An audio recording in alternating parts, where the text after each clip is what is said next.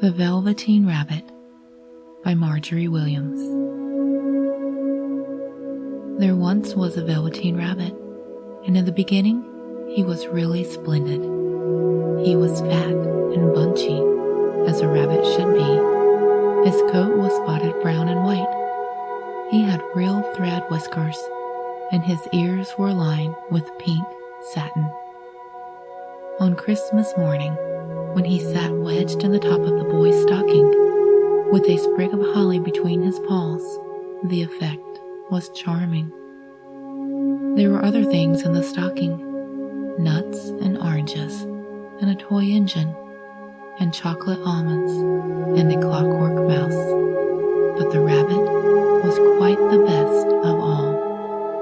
For at least 2 hours, the boy loved him, and the aunts and uncles came to dinner, and there was a great rustling of tissue paper and unwrapping of parcels, and in the excitement of looking at all the new presents, the Velveteen Rabbit was forgotten. For a long time, he lived in the toy cupboard or on the nursery floor, and no one thought very much about him. He was naturally shy, and being only made of velveteen, some of the more expensive toys quite snubbed him. The mechanical toys were very superior and looked down upon everyone else. They were full of modern ideas and pretended they were real. The model boat, who had lived through 2 seasons and lost most of his paint, caught the tone from them and never missed an opportunity of referring to his rigging in technical terms. The rabbit could not claim to be a model of anything, for he didn't know that real rabbits existed. He thought they were all stuffed with sawdust like him, and he understood that sawdust was quite out of date and should never be mentioned in modern circles. Even Timothy, the jointed lion, who was made by the disabled soldiers and should have had broader views, put on airs and pretended he was connected with government. Between them all, the poor little rabbit was made to feel himself very insignificant and commonplace, and the only person who was kind to him at all was the skin horse. The skin horse had lived in the nursery longer than any of the others. He was so old that his brown coat was bald in patches and showed the seams underneath, and most of his hairs in his tail had been pulled out to string bead necklaces.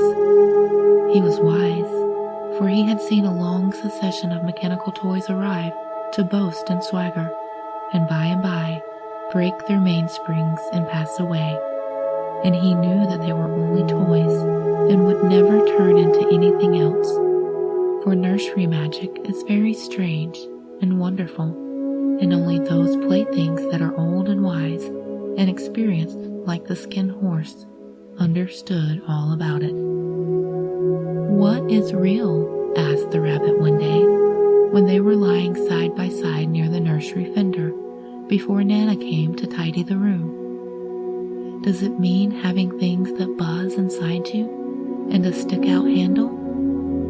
"Real isn't how you are made," said the skin horse. "It's a thing that happens to you. When a child loves you for a long, long time, not just to play with, but really loves you, then you become real." "Does it hurt?" asked the rabbit. "Sometimes," said the skin horse, for he was always truthful. "When you are real, you don't mind being hurt." "Does it happen all at once, like being wound up?" he asked, "or bit by bit?" "It doesn't happen all at once," said the skin horse. "You become. It takes a long time. That's why it doesn't happen often to people who break easily or have sharp edges, who have to be carefully kept. Generally, by the time you are real, most of your hair has been lopped off and your eyes drop out, and you get loose in the joints and very shabby. But these things don't matter at all, because once you are real, you can't be ugly, except to people who don't understand. I suppose you are real, said the rabbit, and then he wished he had not said it, for he thought the skin horse might be sensitive, but the skin horse only smiled. The boy's uncle made me real, he said. That was a great many years ago, but once you are real, you can't become unreal again. It lasts for always. The rabbit sighed. He thought it would be a long time before this magic called real happened to him. He longed to become real, to know what it felt like, and yet the idea of growing shabby and losing his eyes and whiskers was rather sad. He wished that he could become it without these unfortunate things happening to him. There was a person called Nana who ruled the nursery. Sometimes she took no notice of the playthings lying about, and sometimes, for no reason whatever, she went swooping about like a great wind and hustled them away in cupboards. She called this tidying up, and the playthings all hated it, especially the tin ones. The rabbit didn't mind it so much, for whenever he was thrown, he came down soft. One evening, when the boy was going to bed, he couldn't find the china dog that always slept with him. Nana was in a hurry, and it was too much trouble to hunt for china dogs at bedtime, so she simply looked about her, and seeing that the toy cupboard door was open, she made a swoop. "Here," she said, "take your old bunny. He'll do to sleep with you." And she dragged the rabbit out by one ear and put him into the boy's arms. That night, and for many nights after, the Velveteen rabbit slept in the boy's bed. At first, he found it rather uncomfortable, for the boy hugged him very tight, and sometimes he rolled over on him, and sometimes he pushed him so far under the pillow that the rabbit could scarcely breathe. And he missed, too, the long moonlight hours in the nursery, when all the house was silent, and his talks with the skin horse. But very soon he grew to like it, for the boy used to talk to him and made nice tunnels for him under the bedclothes that he said were like burrows the real rabbits lived in. And they had splendid games together, in whispers, when Nana had gone away to supper and left the nightlight burning on the mantelpiece. And when the boy dropped off for sleep, the rabbit would snuggle down closer under his little warm chin and dream, with the boy's hands closed around him all night long. And so time went on, and the little rabbit was very happy, so happy that he never noticed how his beautiful velveteen fur was getting shabbier and shabbier, and his tail coming unsewn, and all the pink rubbed off his nose where the boy had kissed him. Spring came, and they had long days in the garden, for wherever the boy went, the rabbit went too. He had rides in the wheelbarrow, and picnics on the grass, and lovely fairy huts built for him under the raspberry canes behind the flower border.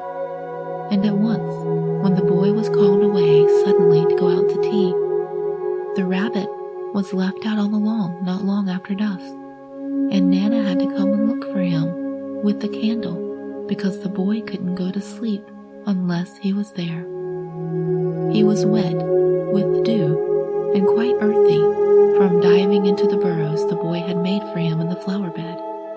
Nana grumbled as she rubbed him off with the corner of her apron. "You must have your old bunny," she said. "Fancy all that fuss for a toy." The boy sat up in the bed and stretched out his hands. "Give me Bunny," he said, "You mustn't say that. He isn't a toy. He's real." When the little rabbit heard that, he was happy, for he knew that what the skin horse had said was true at last. The nursery magic had happened to him, and he was no longer a toy. He was real. The boy himself had said it. That night, he was almost too happy to sleep, and so much love stirred in the little sawdust heart that it almost burst, and into his boot-button eyes that not long ago lost their polish, there came a look of wisdom and beauty, so that even Nana noticed it the next morning when she picked him up and said, "I declare, if that old bunny hasn't got quite a knowing expression." That was a wonderful summer. Near the house where they lived, there were woods, and in the long June evenings, the boy liked to go there after tea to play. He took the Velveteen Rabbit with him, and before he wandered off to pick flowers or play among the trees, he always made the rabbit a little nest somewhere among the bracken, where he could be quite cozy, for he was a kind-hearted little boy, and he liked Bunny to be comfortable. One evening, while the rabbit was lying there alone, watching the ants that ran to and fro between his velvet paws in the grass, he saw two strange beings creep out of the tall bracken near him. They were rabbits like himself, but quite furry and brand new. They must have been made very well, for their seams didn't show at all, and they changed shape in a weird way when they moved. One minute they were long and thin, and the next minute fat and bunchy, instead of always staying the same like he did. Their feet patted softly on the ground, and they crept quite close to him, twitching their noses, while the rabbit stared hard to see which side of the clockwork stuck out, for he knew that people who jump generally have something to wind them up, but he couldn't see it. They were evidently a new kind of rabbit altogether. They stared at him, and the little rabbit stared back, and all the time their noses twitched. "Why don't you get up and play with us?" one of them asked. "I don't feel like it," said the rabbit, for he didn't want to explain that he had no clockwork. "Oh," said the furry rabbit, "it's as easy as anything." He gave a big hop sideways and stood on his hind legs. "I don't believe you can," he said. "I can," said the rabbit. "I can jump higher than anything." He meant when the boy threw him, but of course he didn't want to say so. "Can you hop on your hind legs?" asked the furry rabbit. That was a dreadful question, for the Velveteen Rabbit had no hind legs at all.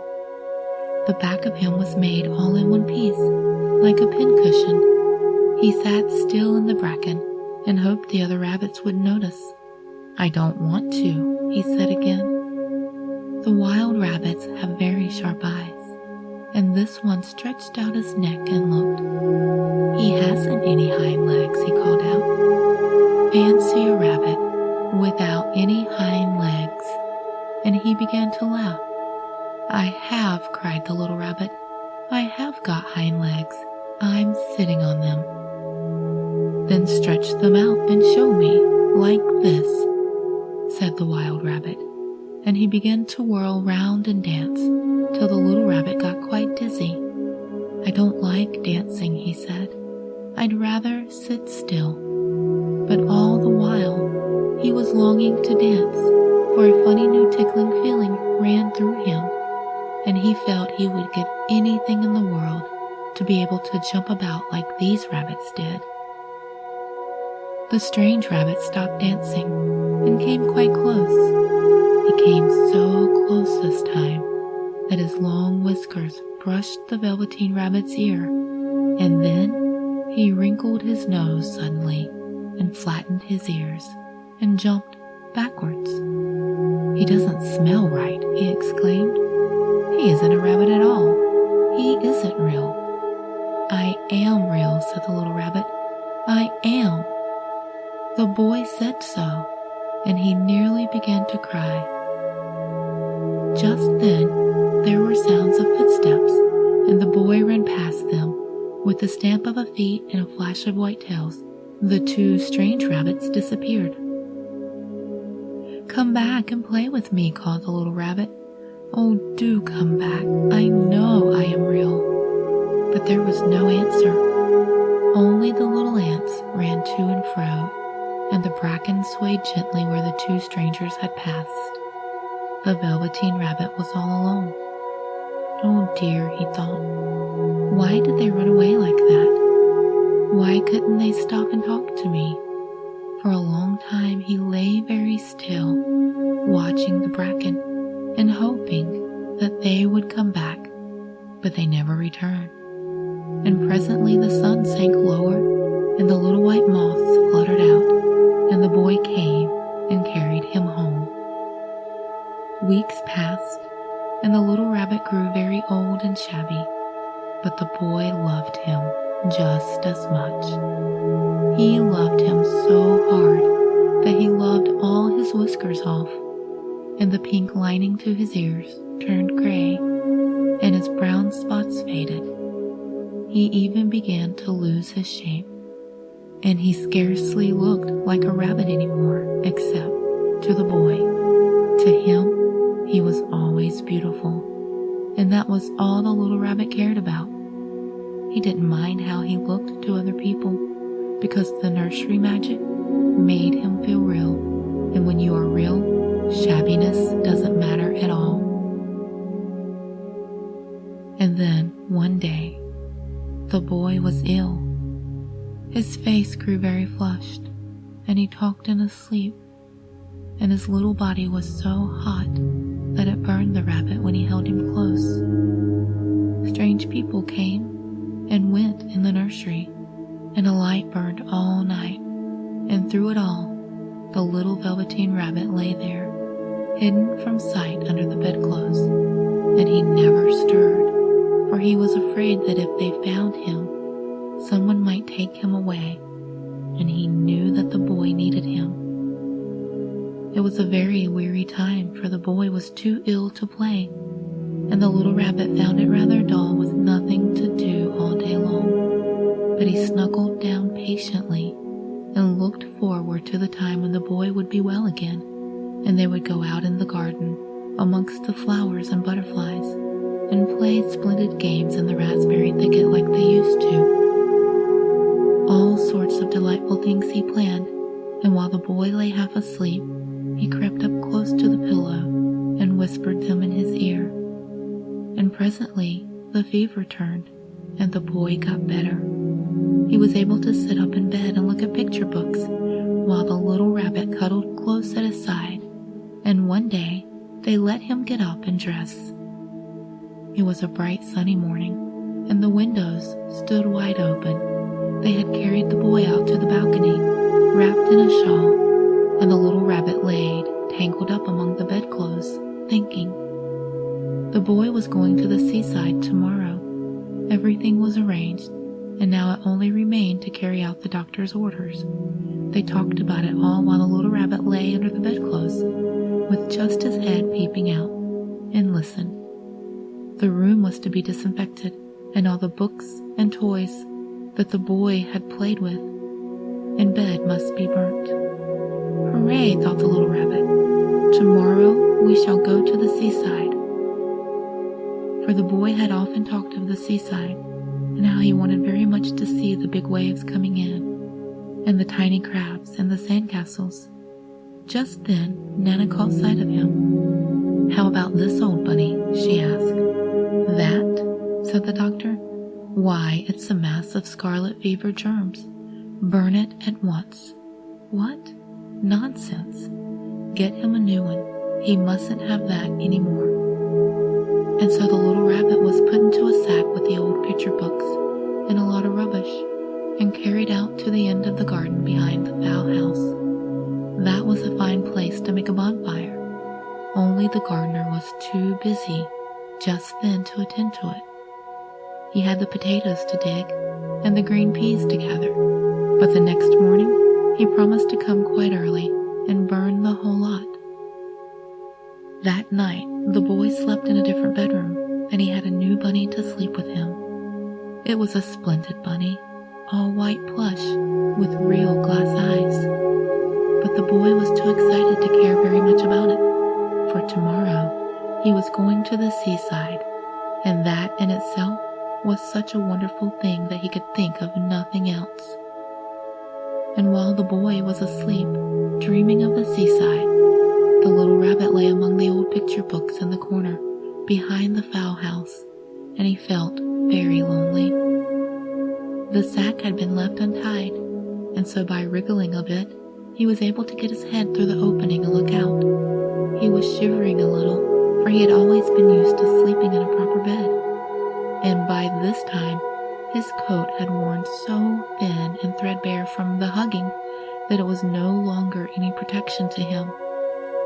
Nearby, he could see the thicket of raspberry canes, growing tall and close like a tropical jungle, in whose shadow he had played with the boy on bygone mornings. He thought of those long sunlit hours in the garden, how happy they were, and a great sadness came over him. He seemed to see them all pass before him, and each more beautiful than the other. The fairy huts in the flower bed, the quiet evenings in the wood when he lay in the bracken and the little ants ran over his paws, the wonderful day when he first knew that he was real. He thought of the skin horse, so wise and gentle, and all that he had told him. Of what use was it to be loved and lose one's beauty and become real if it all ended like this? And a tear, a real tear, trickled down his little shabby velvet nose and fell to the ground. And then a strange thing happened, for where the tear had fallen, a flower grew out of the ground, a mysterious flower, not at all like any that grew in the garden. It had slender green leaves, the color of emeralds, and in the center of the leaves a blossom like a golden cup. It was so beautiful that the little rabbit forgot to cry. He just lay there watching it. The blossom opened, and out of it there stepped a fairy. She was quite the loveliest fairy in the whole world. Her dress was of pearl and dewdrops, and there were flowers around her neck and in her hair, and her face was like the most perfect flower of all. And she came close to the little rabbit and gathered him up in her arms and kissed him on his velveteen nose that was all damp from crying. "Little rabbit," she said, "don't you know who I am?" The rabbit looked up at her, and it seemed to him that he had seen her face before, but he couldn't think where. "I am the nursery magic fairy," she said. "I take care of all the playthings that the children have loved. When they are old and worn out, and the children don't need them anymore, I come and take them away with me and turn them into real." "Wasn't I real before?" asked the little rabbit. "You were real to the boy," the fairy said, "because he loved you. Now you shall be real to everyone." She held the little rabbit close in her arms and flew with him into the wood. It was light now, for the moon had risen. All the forest was beautiful, and the fronds of the bracken shone like frosted silver. In the open glade between the tree trunks, the wild rabbits danced with their shadows on the velvet grass, but when they saw the fairy, they all stopped dancing and stood around in a ring to stare at her. "I've brought you a new playfellow," the fairy said. "You must be very kind to him and teach him all he needs to know in Rabbitland, for he is going to live with you forever and ever." She kissed the little rabbit again and put him down on the grass. "Run and play, little rabbit," she said.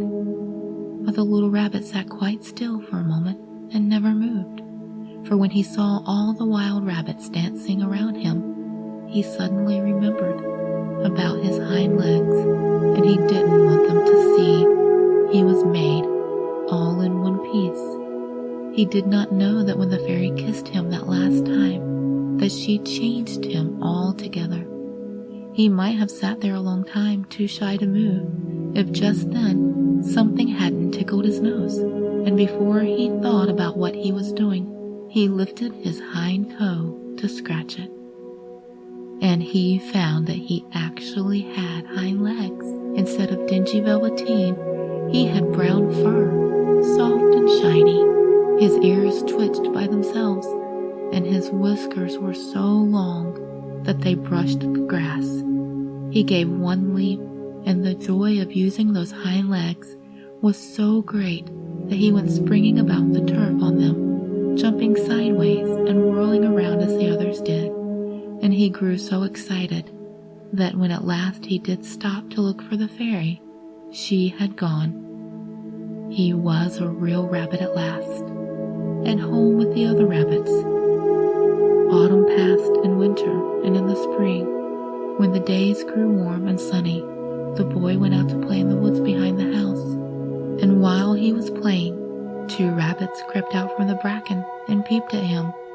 One of them was brown all over, but the other had strange markings under his fur, as though long ago he had been spotted, and the spots still shone through. And about his little soft nose, his round black eyes, there was something familiar, so that the boy thought to himself, "Why, he looks just like my old bunny that was lost when I had scarlet fever."